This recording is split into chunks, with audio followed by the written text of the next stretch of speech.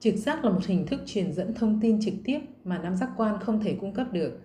Trực giác xóa nhỏ khoảng cách về địa lý và thời gian giữa thông tin và người tiếp nhận thông tin. Ví dụ, người này có thể biết được thông tin về một điều gì đó đang xảy ra với người kia ở một nơi rất xa. Người này còn biết chính xác sự việc như thể chính họ đang trải qua sự việc đó. Mỗi chúng ta đều có hai hệ thống cung cấp thông tin cho mình. Hệ thống thứ nhất là năm giác quan, thường không cung cấp đầy đủ thông tin về những gì mình cần.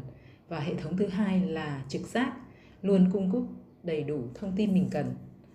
Vị giác, xúc giác, khứu giác, thính giác và thị giác là những giác quan giữ chức năng hoạt động khác nhau, nhưng chúng đều là bộ phận của hệ thống dò tìm khám phá thế giới bên ngoài. Nếu chỉ phụ thuộc vào năm giác quan này để định hướng cho mình trong hành trình cuộc sống, thì bạn đã giới hạn tầm hiểu biết của mình trong khuôn khổ hệ thống này.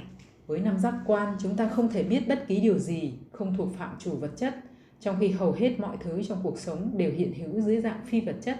Chính vì vậy, có được năng lực trực giác, tức là ta có thể thay đổi cuộc sống một cách toàn vẹn. Sự khác biệt lớn nhất giữa nhận thức đa giác quan hay trực giác và nhận thức năm giác quan là nhận thức năm giác quan yêu cầu bạn chú ý đến những gì xảy ra ở bên ngoài, ở ngoại cảnh. Còn trực giác yêu cầu bạn chú ý đến các vấn đề nội tại ở bên trong của bản thân bạn. Đa số mọi người nghĩ trực giác là một dạng linh cảm thi thoảng xuất hiện trong tâm trí của chúng ta.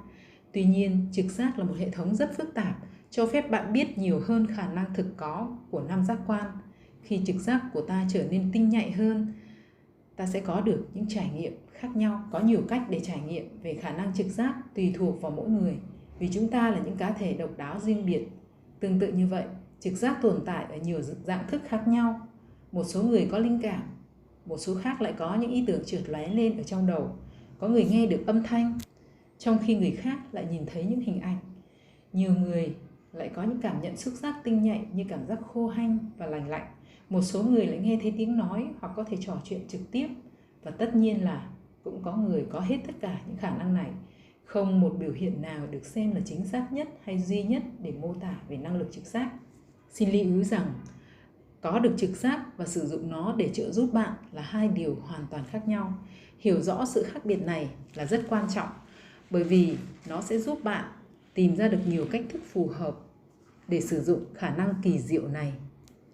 Vậy chúng ta rèn luyện khả năng lắng nghe trực giác bằng cách nào? Trước tiên, đừng đi ngủ trong tâm trạng nóng giận. Điều này đòi hỏi nhiều nỗ lực của bản thân, song kết quả đạt được sẽ xứng đáng với công sức bạn bỏ ra. Trực giác của bạn nhạy bén nhất khi tâm trạng bạn thoải mái, nhẹ nhàng. Còn giận dữ thường làm cho tinh thần trở nên rất nặng nề. Nếu vác theo gánh nặng đó vào giấc ngủ, thì đến lúc bạn thức giấc, nó vẫn còn nguyên ở đó. Khi bạn ngừng giận dữ, bạn sẽ thấy tâm trạng mình nhẹ bẫng. Điều này cũng đúng với mọi cảm xúc đau đớn khác như ân hận, mặc cảm tội lỗi, xấu hổ, ghen ghét, vân vân. Vì vậy, bạn hãy vứt bỏ hết tất cả cảm xúc tiêu cực trước khi đi ngủ. Thứ hai, hãy làm thanh sạch thực đơn hàng ngày của bạn. Những loại thức uống có cồn như rượu bia, thức uống chứa caffeine như cà phê, trà, nước tăng lực, đường, thuốc lá thường gây ra những cơn bão hung hãn, hủy hoại cơ thể bạn. Càng ít sử dụng những thứ ấy thì thời tiết bên trong bạn càng đẹp.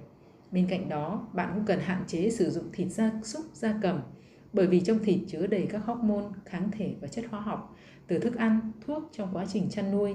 Không chất nào trong đó là có lợi cho cơ thể bạn. Ăn gì bổ nấy, hãy ăn thức ăn thanh sạch, bạn sẽ cảm thấy cơ thể mình khỏe mạnh và tinh thần nhẹ nhàng hơn. Không riêng gì những người ăn chay mà tất cả mọi người đều đang bắt đầu có khả năng trực giác. Vậy tại sao bạn lại không tạo điều kiện thuận lợi để bản thân bạn đạt được năng lực đặc biệt này nhỉ? Thứ ba, hãy tin rằng trực giác của bạn luôn hoạt động. Điều này rất quan trọng. Bạn không thể ngăn trực giác hoạt động, nhưng bạn có thể ngăn bản thân bạn nghe thấy nó. Khi bạn nêu ra một câu hỏi, chắc chắn bạn sẽ luôn nhận được lời hồi đáp. Câu trả lời có thể không đến vào lúc bạn nghĩ là nó phải đến, hoặc nên đến theo cách mà bạn mong đợi. Nó có thể bất chợt đến trong giấc mơ của bạn. Nó cũng có thể đến vào một ngày hôm sau, vào tuần tới, trong lúc nói chuyện vu vơ với một người bạn. Hoặc có lẽ bạn phải đi về vùng quê thanh bình nào đó để đổi gió cho tinh thần thoải mái thì mới có thể nghe rõ trực giác của mình. Nhưng một điều chắc chắn là câu trả lời lúc nào cũng đến. Cuối cùng, hãy lắng nghe những gì trực giác mách bảo bạn.